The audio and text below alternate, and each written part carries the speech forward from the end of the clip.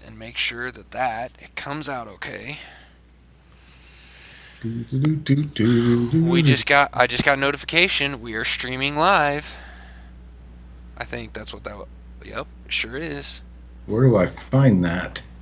On YouTube, or actually, hold on, I'll give you a link. It's got to be around here somewhere. If I go to video Uh, manager, maybe live streaming. if you go to the chat in Skype, Okay, I got it. you got it. Yep. Then I won't send that. I'll make that go away. That needs to go to the background.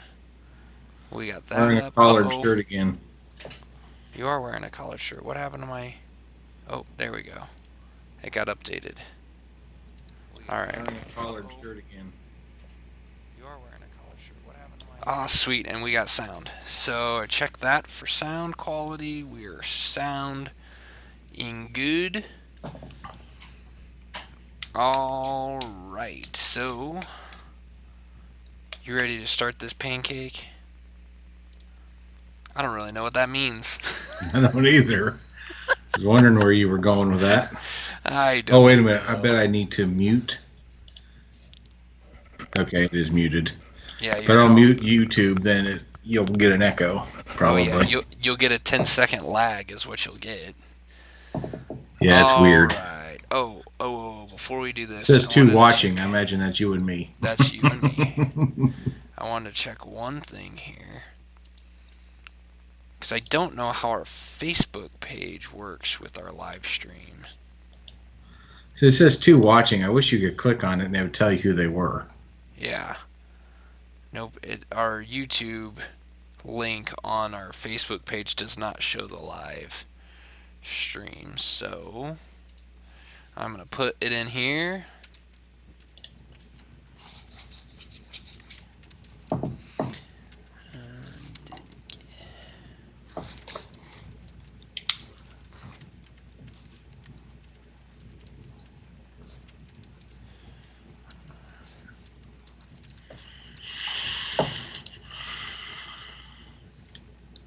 Jonathan Strange.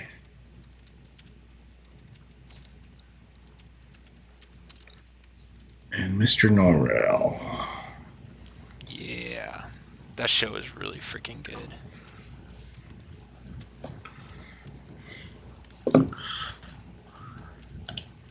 Oh, I know what I need to do. There we go. Post. Luckily, my internet is acting appropriately. Earlier, it was not going well. Oh shit! What the hell? Oh fuck! Okay, Damn it! they're up to 1583. Oh yeah, good. Out of the Kickstarter thing up there. God dang it! I changed the setting on the Facebook page, and it screws me up more times. There. I need to approve it. Can you let me approve the...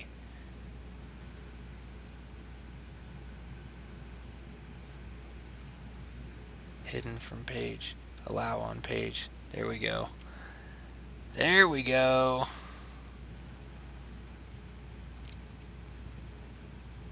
Page. Maybe. God dang it.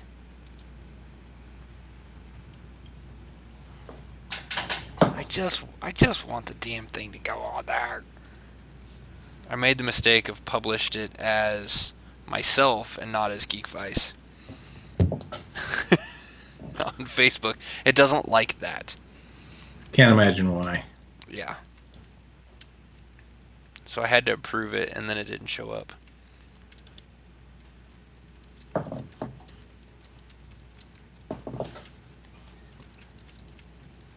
So I will retype it. There. How are my levels? Am I coming in okay? Oh yeah, you're coming in good.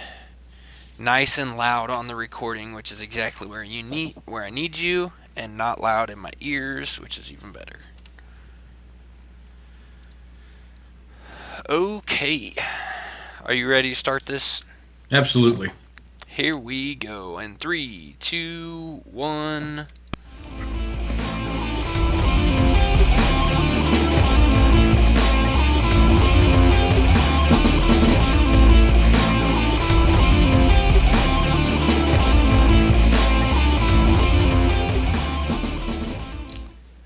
Welcome, everybody, to Geekvice, episode 147, proving any vice with enough geek can become a virtue. I'm Morph. That man's Kip. Good evening, Kip. Good evening. So, we have a whole new episode for you tonight. We have lots of things to talk about, so we're going to jump right into it. But before we get going on our topics, we have got to mention our last episode of Geekvice 146, where we talked to Bill Sininger from Prolific Games, and their new game is out. The Kickstarter is up right now, and if you are watching this video on YouTube, just go to the description right now. There's a link to the Kickstarter right there. They are already up to, what is it, about 30%? 32%. 32% in one day. In 12 hours, they are at 32%, or I guess right around 12 hours. So that's huge. Everybody listening to this, please go check out Kickstarter. You can do a search on Kickstarter for either Prolific Games or for the game called Witch Slapped. And go back their game. It is super fun. Super fun times of slapping witches. Which is what everybody wants to do.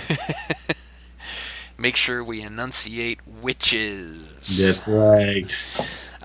Yeah, that game's a lot of fun. We tested it ourselves. And we had Bill on last week to talk about it. So if you're curious and want to know a little bit more about it, go check out that episode, and he will tell you all about it. It's a lot of fun. We want it to back.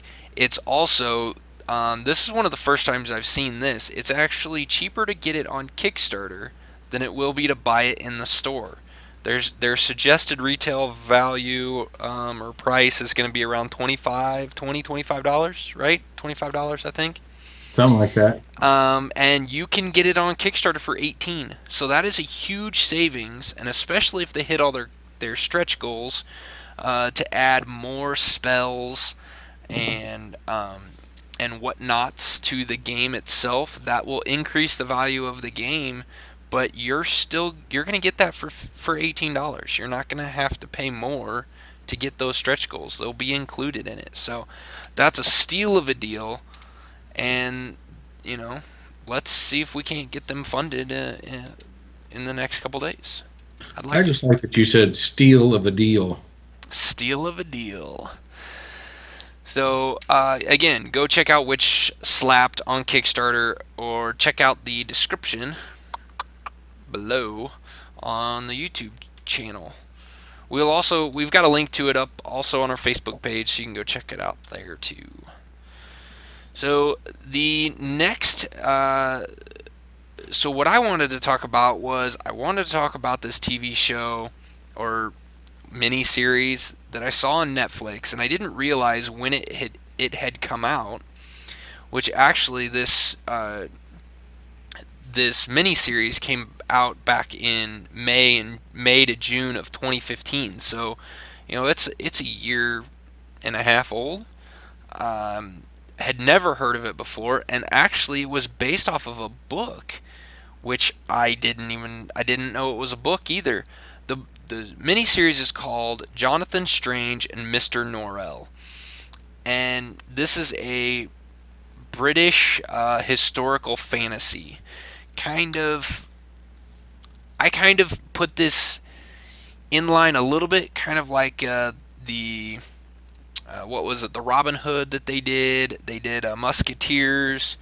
BBC has done. What else have they done? They've done several where they kind of take a historical either story or something like that, and then they twist it into make it more fantasy type fiction, kind of twist some things up, change up the story like what you've heard before.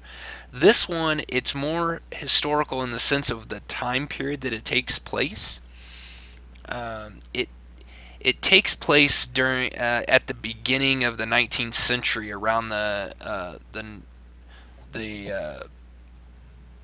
when Napoleon was in charge of France and doing all his crazy conquering. But this takes place in England during that time period, and it basically presents an alternate history where magic is widely acknowledged but rarely practiced. They talk about it in there constantly, that magic hadn't been seen, proper magic, gentleman's magic, hadn't been seen for 300 years. But it's kind of just gone by the wayside, and the only people that really are doing magic are your street people, tarot card readers and people trying to steal you out of your money and doing that kind of stuff. So basically charlatans and con artists are using this magic. And this story goes in, it starts out with a character named Mr. Norrell, who wants to bring gentleman's magic back to England. I'll just leave it at this. It doesn't go well. He gets an apprentice named Jonathan Strange, and I don't know, maybe the best part of it is when Jonathan Strange is walking around and somebody asks him, who he is, and he says, "I'm Strange." And they all just look at him like, "Yes, yes, you are." So that's entertaining, just in and of itself, right there. But this the miniseries is extremely good. It's 7 episodes. I've talked about it on here before. I've finished it. I recommend people going and checking this out. I put on our Facebook page that people needed to go watch this. It is really that good. Um, this is it's just incredible the way they have played with history enough to make you go, "Oh, okay, yeah, yeah, that makes sense," and then warped it just enough to make you go, "Wow, that's crazy." Um, Really, really cool. Great story. 7 episodes, nice and short. I don't know of any of the actors that are in it. Um, none of them like stuck out to me as like, oh, I've seen this person in all kinds of stuff. Never heard of most of these people, but or really all of them. But they're all really good. They all play their parts really well. Um, it's the storytelling is just incredible. So, and it's only 7 episodes and it's on Netflix. But this show was so good that when I found out that it's a book, I'm actually looking into getting the book because I want to see if there's more. Like, this series is so good, I want there to be a second season. I don't know that there will be because I don't know that there's a second book. Um, so I'm kind of bummed that there might not be another one. So I want to go read the book just so I can see how this actually plays out and if there is a possibility of maybe another book or another season of the TV show. Well, I'm definitely intrigued by this. Like you, I like what BBC does with some of these um, stories that we're used to going one way, and they do a alternate version of them. The only person in there that I really recognize is Eddie Marsan. And the only reason I remember him was from Jack the Giant Slayer. Oh, Uh, okay. yeah, he was in there. He plays Mr. Norrell. Yeah, he plays Mr. Norrell. Once you see his face, you'll be like, oh, yeah, I've seen that guy in like a million things. And when you look at his filmography on IMDb, he's been in everything. Gallivant, um, The World's End, Jack the Giant Slayer, um, Mission Impossible 3, V Sherlock for Holmes. Vendetta. Yeah, Moby Dick. Hancock. Yeah, Damn. Hancock, Merlin. Yeah, it's like I said, he's been in everything. See, and I thought he looked familiar, but I didn't know what from. Huh. Yeah, Well, well, that's he's kind of just one of cool. those people. You look at him, and go, man, I know that guy. He's And then you look him up on IMDb, and it's like, yeah, I saw that movie. I saw that TV show. What the hell? Yeah, Yeah. Okay. Very V cool. Even Vendetta. better. Yeah, Yeah, even better. absolutely. Yeah, I'm going to definitely check this out on Netflix. Very cool. Yeah, it's go check it out. I'd be curious to hear what you have to think about it. And you and Holly will be able to knock this thing out in no time flat. You know, it's 7 episodes, and they're at about they're right around about an hour, hour an episode. Not 43 minutes though. They're Okay, they're about an hour. that's They totally are. fine. It'll work perfectly for when you have one of those weekends where it's too cold to do anything. That'll be Yep. perfect. And we are heading into that weather eventually. Although today did not seem like it. We don't want to wake Mother Nature. I liked the 80-degree weather today. Yeah, although it was windy as hell, but yeah. Yeah, I'll take it. So the other thing on Netflix we watched, and we talked about this a little bit with Bill, and then my recording setup didn't work, and we didn't record any of Bill's audio, so that kind of sucked. But we talked about Luke Cage. I did finish that a couple weeks ago as well. Thought that was really good. Um, I don't think that it fits into what I would say I wouldn't put it I wouldn't put it the tops of the Marvel Netflix shows, but what I would say is I put it but that's not a discredit to it. The other Marvel, first episode or first season of Daredevil, Jessica Jones, those TV shows set the bar so high that it's going to be hard for any of those shows to top them. I will say that Luke Cage, though, is right up there with those. I still think Jessica Jones. That's my personal favorite.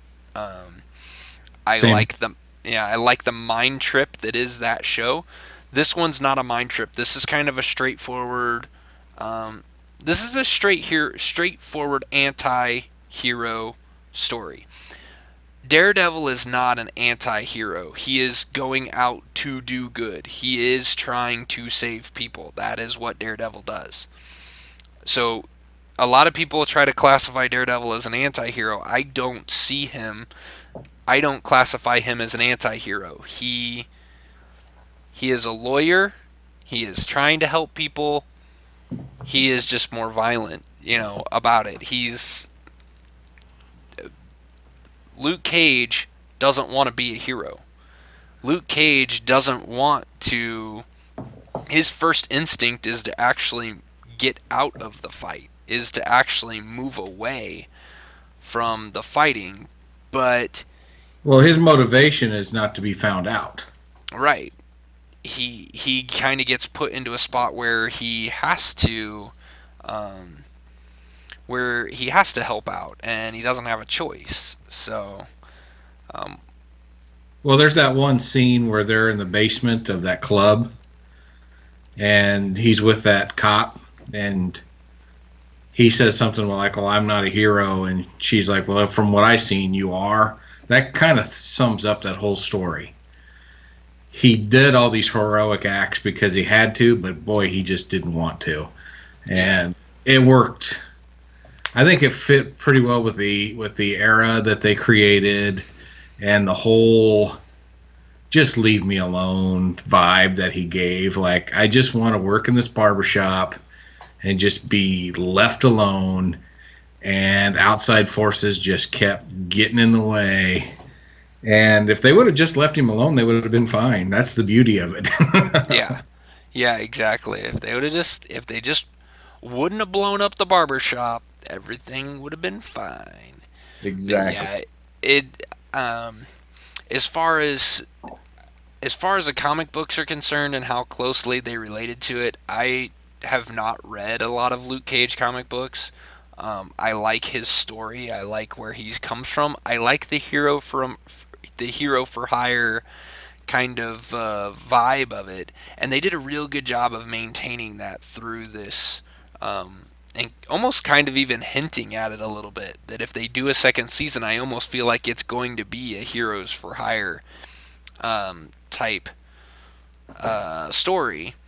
And I would also say they did an extremely good job. Luke Cage's original costume was very 70s, was very um, and not PC. You know, a lot of his comic books from when they came out were kind of racist. You know, they followed stereotypes. But this show did an extremely good job of giving enough homage to those original stories. The his original costume was a yellow like disco shirt with it was V cut like all the way down to his stomach, like showed most of his chest, a silver tiara and silver bracers, and the way they worked that with it being how he got out of the chamber that gave him his powers, and he gets out and he has the bracers still kind of on his arm, or the cuffs that look like bracers, and then he still has the headgear that he's kind of ripped off his head, and there's a little bit still left that makes it look like a tiara. And then he's going out and he gets away from the prison, and he finds just a shirt hanging on a line and puts it on, and it's a yellow shirt with the big V Yeah. cut, and he's just like, what, it's all I could find. Yeah, it's I like that homage. I definitely liked the social commentary. I think the comic book dealt, with the race relations as they stood in the 70s. Hmm. I think this one tiptoed around it, but they did make some statements about today's race relations. Yeah. The it wasn't overt, but every now and then they would say something like, they just don't like a black superhero and Yeah. things like that. And it's like, yeah, you are absolutely correct. And they made a lot of statements about Black Lives Matter without saying Black Lives Matter. It was Yep. very well done without being too political, but made you think. Hmm. I thought that piece of it was brilliant. Yeah, they did a great job with it. I will also say the other compliment that I have to them, the musical score for this is the best musical score. It'll be the best soundtrack of any of the Marvel Netflix shows. Hell, I'd probably even put it up better than any of the Marvel movie soundtracks. Like this soundtrack, even if you're not a hip hop fan, they did such an incredible job of mixing the soul, R&B, gospel type music with modern hip hop, And um, jazz. and jazz, and put it all kind of together. It just, oh, it was awesome. And I don't know, maybe the best part was the fact that Method Man was actually in the show. Yeah, everything's better with somebody from Wu-Tang Clan, that's for sure. Exactly. And he even calls him out as Wu Tang. Like they that trade, was, they trade hoodies. It's beautiful. oh yeah, it was classic. I mean, it was great.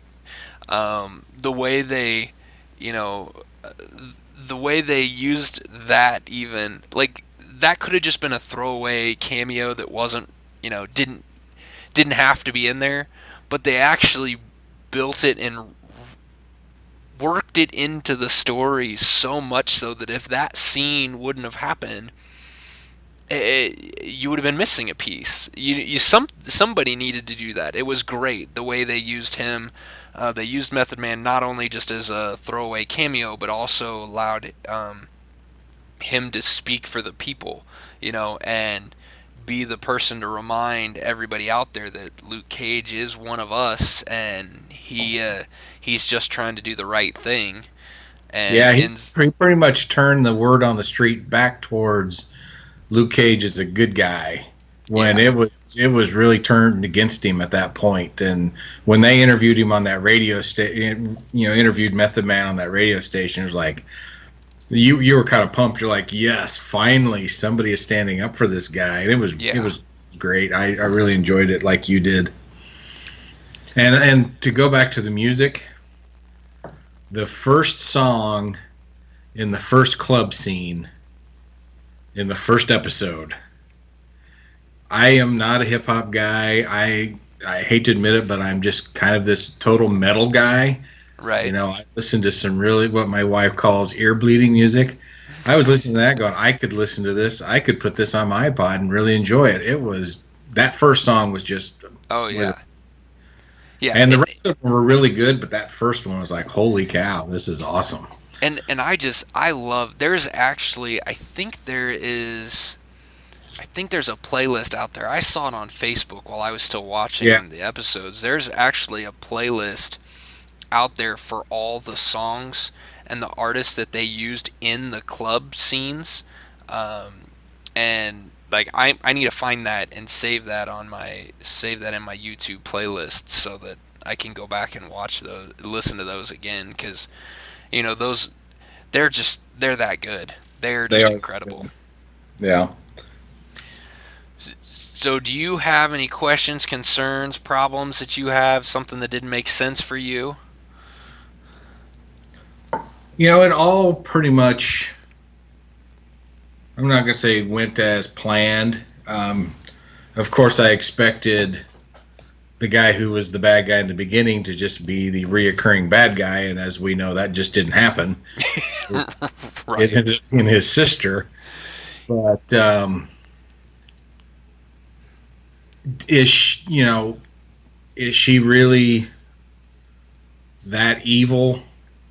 Is my at the beginning of this is that was my question. Is she really got it in her to be a reoccurring villain? And by the time the season ended, it's like, oh yeah, she's going to be a force to be reckoned with. And so I really don't have questions or concerned. I'm just more amped to see where it goes.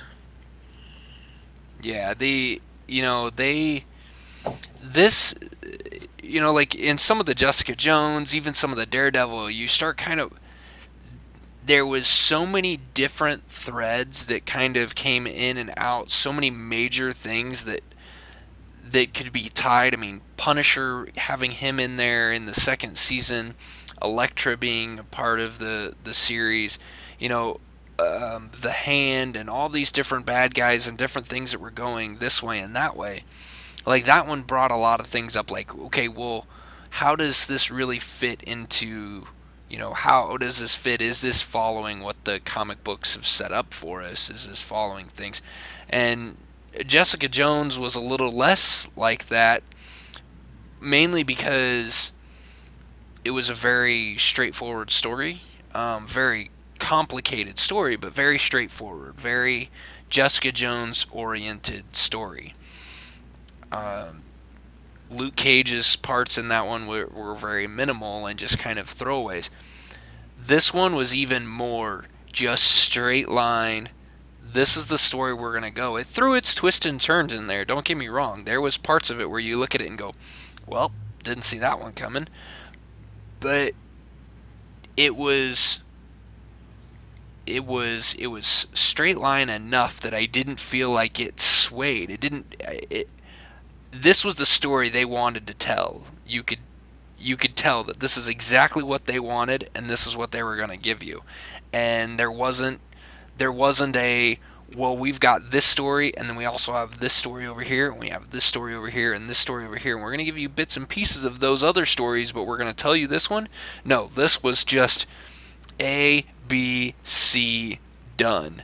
And there was enough little pieces of backstory that they filled in as they went through, but that just added to, they gave you enough backstory or enough pieces as the story went on to fulfill what they needed to tell you for the main storyline, and that was really it. So I thought this was great. Another Netflix go recommend. There's a few more episodes of that one. There's 13 episodes, Yeah. so you got a few more if you're gonna watch Jonathan Strange and Mr. Norrell if you want your British, magic story. Watch Luke Cage if you need your Marvel I'm gonna beat the crap out of you story. So there are definitely some fights. Yeah. And when he shows off his strength, like when they're buried under the building, Yeah, and he's like, I'm kind of strong, and then he just starts moving things. Like, yeah, that's pretty cool. yeah. Oh, and one other thing that I want to put on Luke Cage, I want to commend the writers and the director for the way they used the N word in this story. The N word was brought up, it was spoken, but it was not a constant, and it was still treated as if it was a bad thing.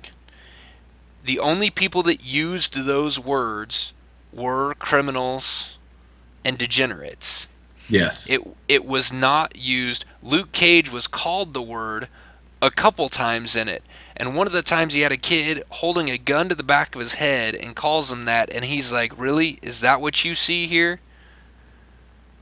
And it was just that idea of, "Hey, don't call me that, because that's not who I am. That's not who us. That's not who they are."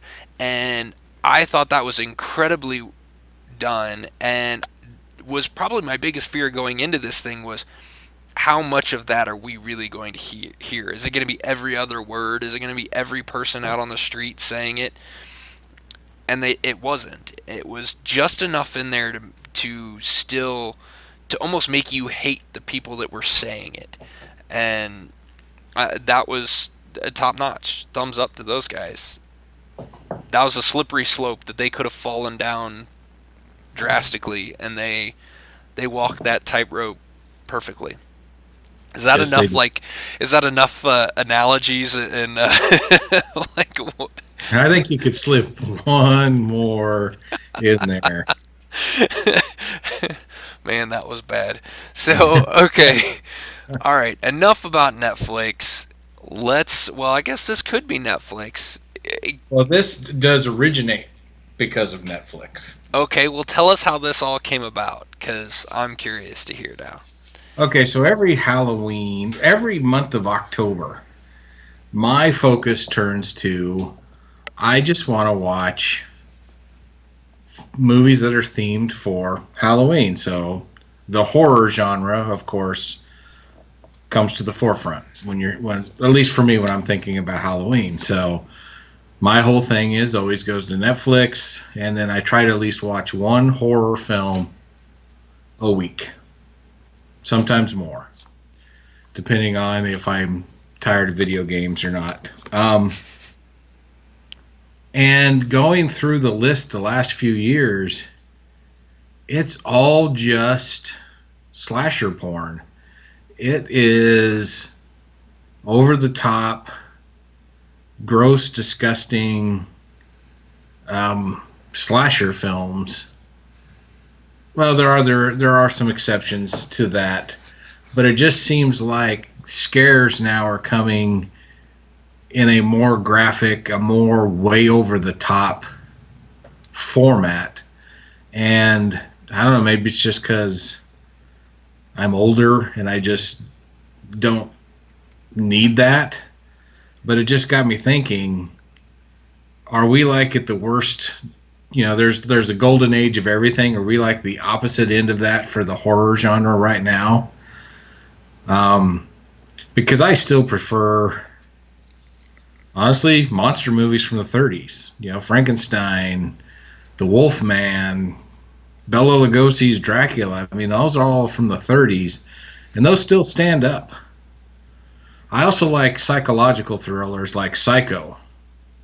Yeah, Anything, done by, holy cow, my mind just went blank. Alfred Hitchcock. Thank you, Alfred Hitchcock. pretty much his horror movies mess with your mind. Yeah. You don't need to be gored out. You don't need to be seeing things that can't be unseen. He lets your imagination do that for you. And that's the kind of horror that I like, that really kind of sticks with me. I just remember sitting down one time thinking, I'm going to watch Hostel. I'd seen it, you know, trailers for it when it hit the theater, however long ago that was. It's like, I'm going to watch this. And it starts out like any other slasher movie was, teenagers doing excesses, drugs, sex, blah, blah, blah. And then they get caught. And then there's one scene where he's tied to a chair and the guy drills him in the chest with a drill. And when he pulls the drill bit out, all this yellow goop comes out of the holes. Like, I didn't really need to see this. It was scary up to a point. And then they just started showing you all the stuff. They cut his Achilles. They drill him in the chest with a drill bit. And it's like, I turned it off.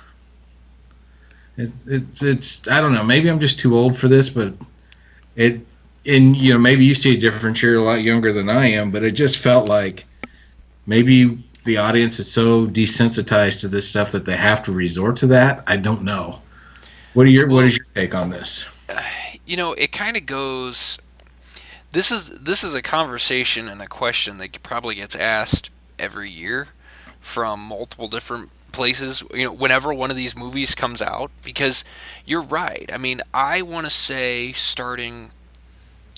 Saw started this. Um, when those movies came out, where it was about mutilation and not necessarily about being scared, because being mutilated, like watching somebody get mutilated, does not scare me. That's not scaring. It People have grosses for me out. Yeah, people have forgotten what being scared actually is. Like, it's being scared is being afraid to turn the lights off because you don't know what's going to happen. Like, being scared is not wanting to walk into a room with the lights off. Like, being scared is standing out, walking outside and not, walking around a corner and somebody standing right in front of you and startling you. That's what scared is. Watching somebody get mutilated, that's not scary, because the chances and the odds of that happening to you are next to nothing. Like, you're not going to watch that. Well, yeah, that's true. And you said Saw may have started it. I'm not sure about that because if you go back to the 70s, like Texas Chainsaw Massacre and Evil Well, Dead and I I Halloween. what I mean by Saw starting it is, I mean that Saw started this modern, um what's the word, like, glorification of it. Like, Yeah, Saw is what made it popular. Even back in the day, as good as Texas Chainsaw Massacre was, and even if you go back as far back as like Halloween, and we were talking that before we started recording. Halloween was, it showed you a lot, but that wasn't the sole focus of the movie. You know, there it was. showed you a lot, kind of. And the same with Friday the 13th. You saw like the knife come down and some blood spurt out, but nothing like it is today. Right. And and it made me question if they had today's technology for those movies, would they have gone ahead and gone the next step? Is this because they can? I don't Because know of that CGI and everything. technology. Yeah, now if you're asking the question on whether or not technology did it, I'm going to go with no. I don't Okay. think technology is what did it. I think what did it was the what did it was actually the rating system, and the fact that the rating system has allowed it to happen. Because in the 70s they weren't allowed to drop f bombs on screen either, Like those were like that didn't get you an R rated. That was like beyond R rated. That was pushing the limits, back then. So I think showing that gory violence that you see now in movies like Hostel and Saw and things like that, if you take that same stuff and you put that back in the late 70s, mid to late 70s, those movies they wouldn't have even seen a big screen TV or a big screen theater. Yeah, possibly. It's you know I love a good scare. I do like the horror movie genre. Maybe more on the monster side of it. Maybe because they're safer. I don't know. It's kind of funny that I said monsters are safer, but monster movies seem to be safer. Night of the Living Dead came out in was it '68, and that movie, I think I saw it when I was, I don't know, 10, 11 in the '70s, and it gave me nightmares for a very long time. And the scene that I can't remember much about the movie, but there's one scene I can remember, and that is this one guy, the zombies basically catch up to him. And there's this scene where the zombies are kind of walking away, still feeding on him, and they're kind of fighting over his entrails. That shock value as a 10, 11-year-old kid has stuck with me. I'm 49, and I still think of that scene. Yeah. Now, by today's standards, that's probably a very mild scene. It'd probably be considered as no big deal. Maybe even be able to show it on cable. But back then, holy cow, you didn't see anything like that. And what made that movie so scary was not that scene. What made that movie scary was they were zombies. They were mindless. There was no reasoning with them. You either ran away or you died. There's no in between. And as an 11-year-old, 10, 11-year-old kid who life has been pretty safe, Mm-hmm. that concept of there's nothing you can do but get the hell out of there. And then at the end of the movie, getting the hell out of there didn't even save those people. Right. And that kind of scare, that gets me. The whole you can't reason your way out of this. I mean, at least with Mm-hmm. There's serial killer movies and things like that where there's at least one victim that kind of gets away for just no other reason than they said or did something, then the serial killer's like, just let him go. Right. You're dealing with a psychopath. Chances are there's no reasoning with him, but there's maybe some button you can push and it saves your life. Right. You're being mauled by a bear or a zombie, Sasquatch, whatever. There's no reasoning. You are just screwed, and those are the kinds of things that get me. And you don't have to show me a zombie eating somebody's brains. You don't have to show me a bear ripping somebody's face off. You can just show me the bear really up close like I'm the victim and then cut away and then I'm disturbed. That's Right. I got what I needed out of that movie. I did not need to see the blood and guts. But Yeah. I just don't think either the audience is so desensitized to it that studios feel like they have to, or they just do it because they can. I'm not sure where we're at there. Yeah. Yeah. And I mean, I don't know. I think it goes a little both ways. I will say that Hitchcock was probably the best at giving you just enough, just showing you just enough, and then cutting away at just the right time to let your imagination scare you. And your Yeah. imagination, whatever you come up in your imagination, is going to be more scary than anything they can show you on the screen, because your mind is immediately going to go to the worst case scenario and the absolute worst thing you can think of, and that's going to be way worse than whatever they can show you. So I would like to see more movies where we move away from the gore and the mutilation and get back more to the psychological thriller, scare fest movies. I'd like to see more of those, and I like to see them done right. I mean, there's some of them they've tried to do now, and you're just like, yeah, this isn't Well, working anymore.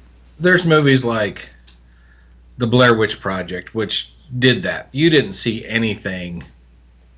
Um, Honestly, I you didn't see anything.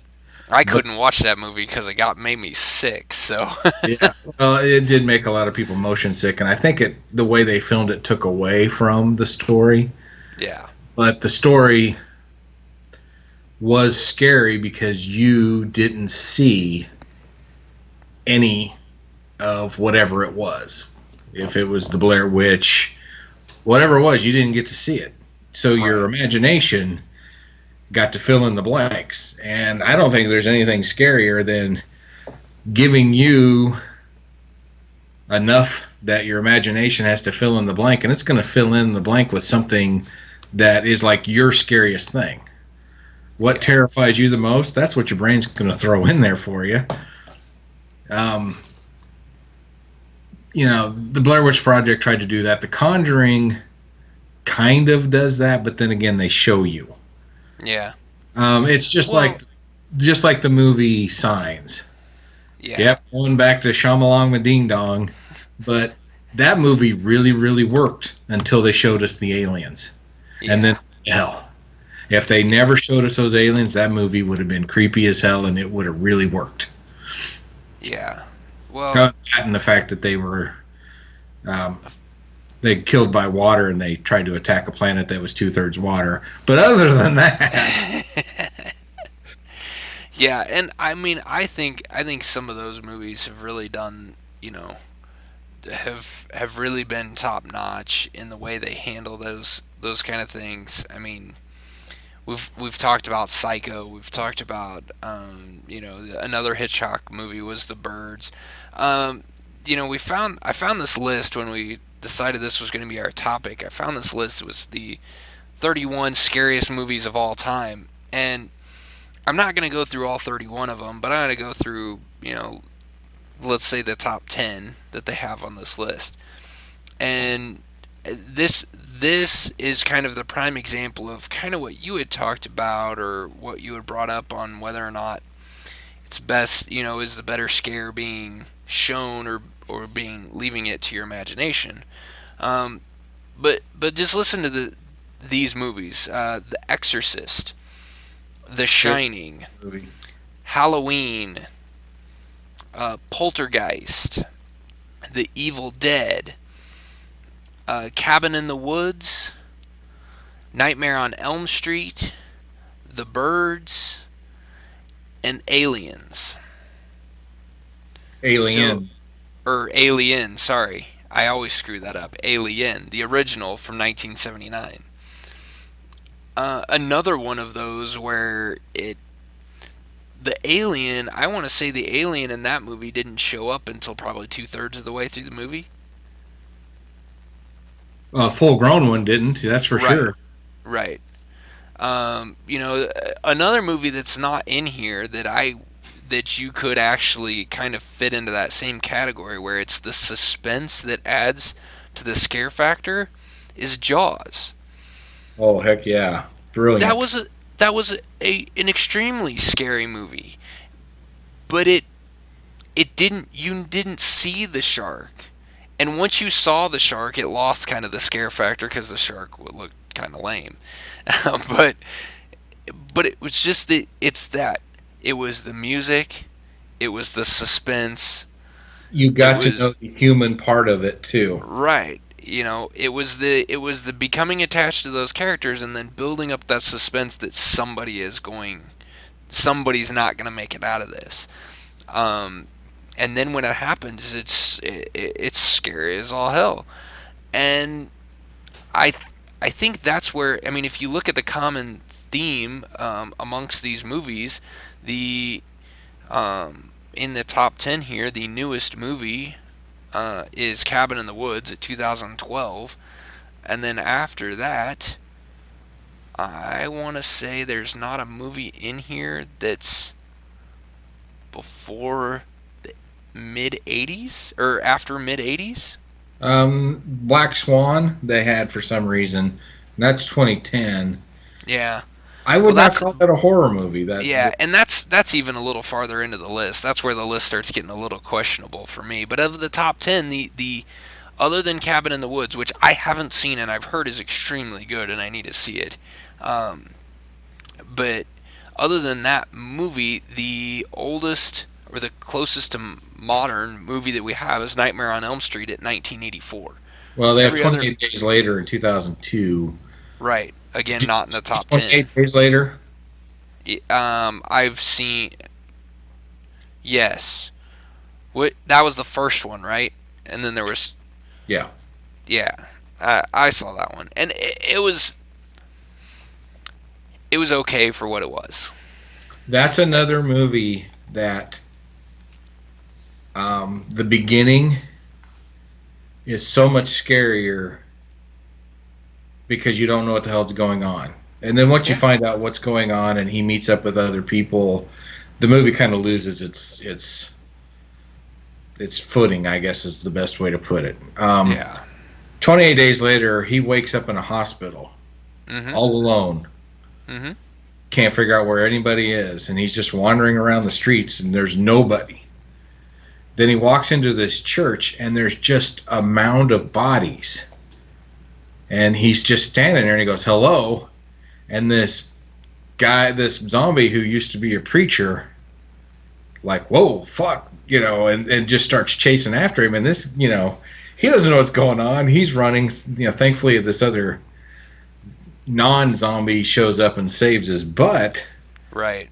But that right there scared the heck out of me as a moviegoer. It's like, first of all, you're like, don't say anything, and then he goes, "Whoa!" and it's like, "No!" and then Yeah. the zombie just mindlessly chases after this guy, and he's just standing there looking at him like, "What the hell are you doing?" And it's like, "Run, dummy!" But to me, that was what was scary about it because you had no idea why, Right. Right. what happened. It's a zombie, so you can kind of guess, Well, but but it's you don't know, and well, so and it's the same. That honestly is the same reason why things like The Walking Dead have become as popular and um, and is such as big of a hit as it's been. I mean, that's how that movie started off too, or that TV show, the right, comic book, that's a very good way to start things off, and it's a very good way to become attached to the only, you know, at the time, the only human in the story, and then you just start slowly adding some into it. But no, it as far as so basically what I'm gonna throw out there is one, there's no good scary movies being made right now. Very well. Let me say it's not none. It's just very very few, and they're few and far between. And right now, the public's infatuation with mutilation and things like that are what's really taking this by storm. so you And think it's the desensitization of desensitize? I can't even speak. Being desensitized to the whole thing. You think that's the problem?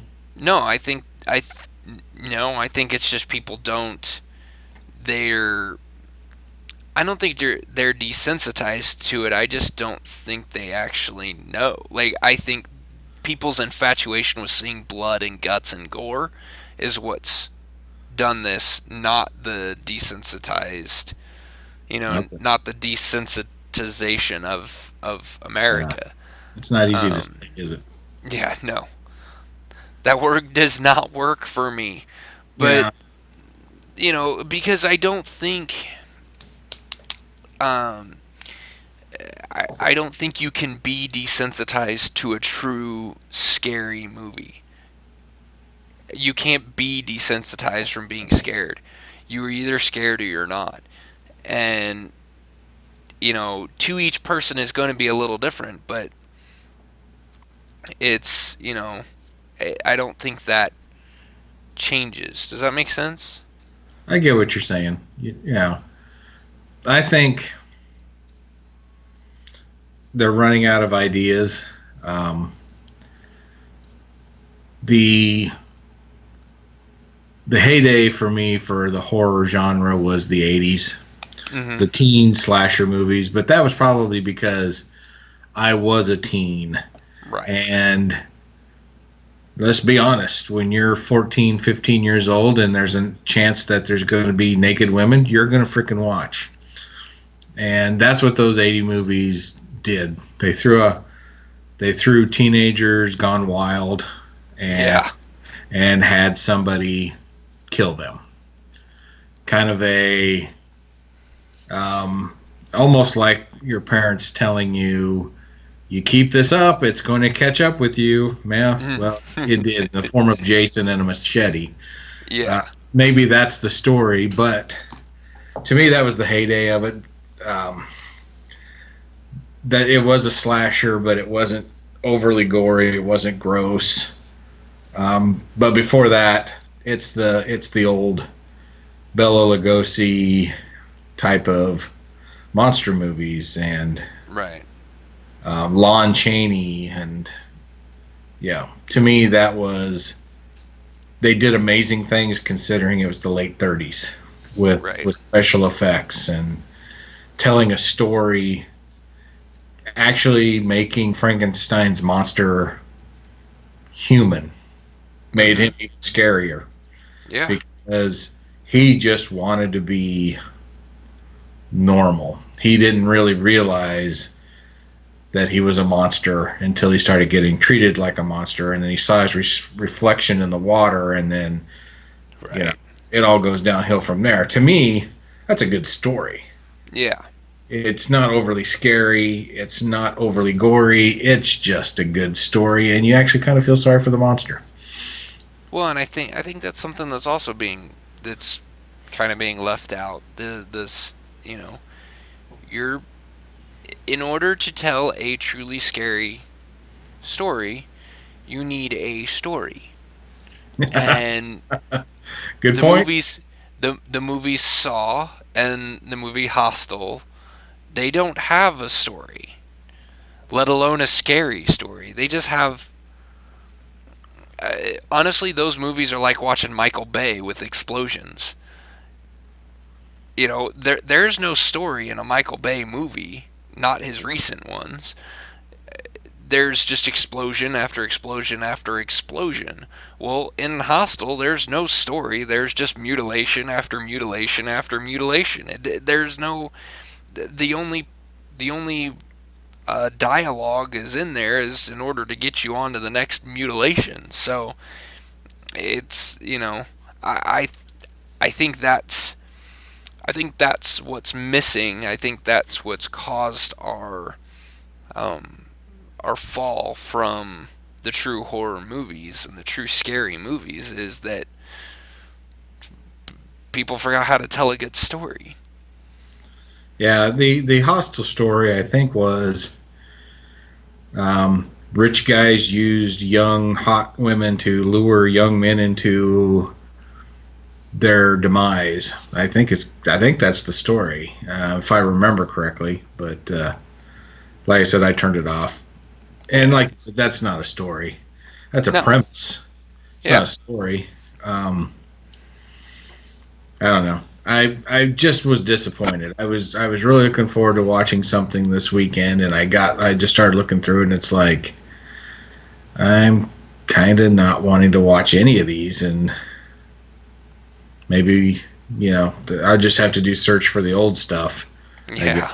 But the new stuff was not lighting my fire, if you will, I understand. and I want to know why. Well, everybody, I think that is going to be a good place to wrap up this episode.